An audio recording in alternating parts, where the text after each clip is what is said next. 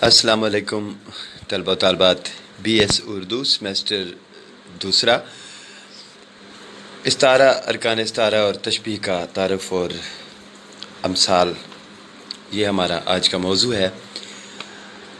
सबसे पहले हम ये देखेंगे कि तशबीह क्या है। तशबीह अरबी ज़ुबान का लफ्ज़ है और ये शुबह से निकला है। तशबीह का मतलब है मुशाबहत। एक चीज़ को किसी अच्छी या बुरी खसूसियत की बिना पर किसी दूसरी चीज़ जैसा करार देना तशबीह कहलाता है। जैसा कि हम अमूमन कहते हैं कि अरशद असलम की तरह खूबसूरत है या ज़मीन सूरज की तरह गोल है। तशबीह के मानी मुमासिल होने के भी हैं, यानी एक चीज़ किसी दूसरी चीज़ जैसी हो, किसी भी खसूसियत की बिना पर हो, तो इसे भी हम तशबीह के ज़ुमरे में लेते हैं। तशबीह के जो अरकान हैं वो 5 हैं। इन 5 अरकान में सबसे पहले है मुशब्बह। शुबह का उनसर इसमें मौजूद होता है। मुशब्बह का मानी है किसी चीज़ या शख्स को किसी दूसरी चीज़ के मानंद करार दिया जाए, इसे मुशब्बह कहेंगे। मुशब्बह बे ये दूसरा रुकन है। मुशब्बह बे वो दूसरी चीज़ जिसको किसी शख्स या चीज़ की मानंद करार दिया जाए, यानी एक तो पहली चीज़ है हमारे पास और उस चीज़ को हम जिस चीज़ से तशबीह दे रहे हैं, कि जिस दूसरी चीज़ जैसा करार दे रहे हैं, उसे हम मुशब्बह बे कहेंगे। जैसा कि हमने कहा कि ज़मीन सूरज की तरह गोल है, इसमें ज़मीन जो है वो मुशब्बह है और सूरज जो है वो मुशब्बह बे है। पहले ज़मीन का ज़िक्र हुआ, फिर सूरज का ज़िक्र हुआ, तो दूसरी चीज़ क्या हुई? सूरज। नंबर 3 वजह तशबीह। तशबीह देने की वजह क्या है, गर्ज़ क्या है, इसे हम गर्ज़ तशबीह भी कहते हैं।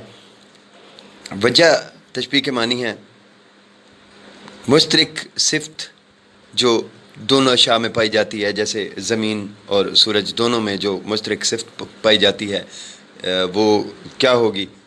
वो गोल होना है, यानी ज़मीन सूरज की तरह गोल है और यही गोल होना ही तशबीह देने की वजह है। नंबर 4 है हरूफ तशबीह। वो हरूफ जो तशबीह देने के लिए हम इस्तेमाल करते हैं, यानी हम जैसे कि कहते हैं कि ज़मीन सूरज की तरह गोल है, तो इसमें की तरह के जो अल्फाज आए हैं ये हरूफ हैं, तशबीह देने के लिए इस्तेमाल हुए हैं, तो इन्हें हम हरूफ तशबीह कहते हैं। या हम कहते हैं कि अरशद असलम की तरह बहादुर है, तो यहाँ भी की तरह के जो अल्फाज हैं वो हरूफ तशबीह में आएंगे। नंबर 5 है गरज़ तशबीह या मकसद तशबीह देने का। तो इसमें हम एक मिसाल ये देंगे कि सलीम के हाथ साकिब के हाथों की तरह मज़बूत हैं। इसमें सलीम जो है मुशब्बह है और साकिब जो है वो मुशब्बह बे है, और की तरह या जैसे हैं ये हरूफ तशबीह हैं। तशबीह की अक़साम की तरफ आते हैं। तशबीह की मुख्तलिफ़ अक़साम हैं, जिनमें सबसे अव्वल है तशबीह की तक़सीम अव्वल। इसकी भी 2 किस्में हैं। एक हिस्सी तशबीह, जब हर दो जानब मुशब्बह और मुशब्बह बे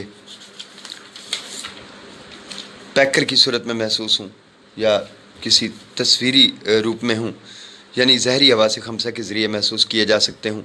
मिसाल के तौर पर खुसरो शुजाअत और बहादुरी में शेर की मानंद है, क्योंकि खुसरो और शेर दोनों आँखों से देखे जा सकते हैं, इसलिए ये हिस्सी तशबीह करार पाएगी। तशबीह गैर हिस्सी, अगर हम कहें इल्म दानिश हयात जावदां जैसे हैं या हयात जावदां की तरह हैं, इस जुमला में इल्म दानिश और हयात जावदां दोनों गैर हिस्सी हैं, इसलिए ये तशबीह गैर हिस्सी कहलाती है, क्योंकि इन्हें किसी तस्वीरी पैकर में नहीं देखा जा सकता। तक़सीम दोम, इसमें मुशब्बह और मुशब्बह बे के एतबार से तशबीह की अक़साम या अनवा तशबीह या एतबार मुशब्बह व शुबह, ये तशबीह हिस्सी बहिस्सी, तशबीह अक़ली बअक़ली और तशबीह अक़ली बहिस्सी اور حسی و عقلی. حسی سے مراد وہ چیزیں ہیں جو حواس خمسہ کے ذریعے محسوس کی جا سکتی ہوں. عقلی سے مراد وہ چیزیں ہیں جو حواس خمسہ کے ذریعے سے محسوس نہ کی جا سکتی ہوں. تقسیم سوم اس میں انواع تشبیہ کے لحاظ سے ہم دیکھتے ہیں کہ تشبیہ ملفوف ہے، تشبیہ مفروق ہے اور تشبیہ جمع ہے. ایک چیز کو کافی چیزوں سے تشبیہ دینے کا جو عمل ہے، اس میں آپ دیکھیں کہ نسب توست یا چشمہ کوثر است، عقیق است، خودنی شکر است. حکیم سینائی: تیرے لفظ لب ہیں یا چشمہ کوثر ہے یا عقیق ہے. تشبیہ تفصیل یہ ہے کہ تشبیہ دینے کے بعد شبہ کو مشبہ پر برتری یا فوقیت دی جائے. تو یہ تشبیہ کے حوالے سے گفتگو تھی. اب ہم استعارہ کی بات کرتے ہیں. استعارہ کیا ہے؟ استعارہ کسی ایک چیز کو کسی دوسری چیز کے مانند قرار دینے کی بجائے کسی ایک چیز کو دوسری چیز ہی قرار دے دیا جائے کہ یہ وہی ہے. یعنی کسی ایک چیز کی اور دوسری چیز کی جو خصوصیات ہیں ان میں سے کسی ایک خاص وصف یا خوبی کی بنا پر یا کسی خرابی کی بنا پر ہم ایک چیز کو دوسری چیز قرار دے دیں. جیسا کہ ایک آدمی ہے، اس کا نام ہے اسلم یا اختر. اختر بہادر ہے، بہت بہادر ہے. اب ہم اختر کو شیر جیسا بہادر کہیں گے تو یہ تشبیہ ہوگی. اگر ہم اختر کو دیکھ رہے ہیں، کسی محفل میں بیٹھے ہیں اور ہمیں نظر آتا ہے کہ اختر آ رہا ہے، تو ہم محفل سے مخاطب ہو کر کہتے ہیں کہ شیر آیا. تو ہم نے شیر کی جو بہادری کی خصوصیت ہے وہ ہو بہو اختر پر منطبق کر دی. اختر کو ہم نے شیر قرار دے دیا. یعنی کسی خوبی کو کسی ایک شخص یا چیز سے ہم ادھار لے لیں اور کسی اور شخص یا چیز پر ہم اس کو منطبق کر دیں، لاگو کر دیں، اسے ہم استعارہ کہیں گے. استعارہ کا مطلب ہی ادھار لینے سے ہے، یعنی کوئی ایک وصف یا خوبی ادھار لے لی جائے. تو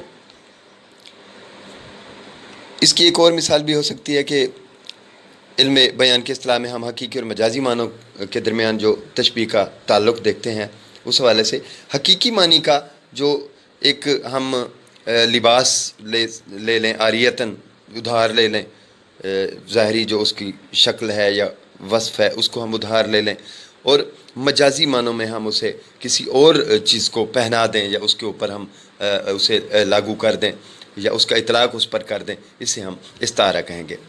جیسے کہ نرگس کہہ کر ہم آنکھ مراد لیں. استعارہ اور تشبیہ میں جو فرق ہے، استعارہ اور تشبیہ میں فرق یہ ہے کہ استعارہ تشبیہ سے زیادہ بلیغ ہوتا ہے. تشبیہ میں ایک چیز کو دوسری چیز جیسا قرار دیا جاتا ہے.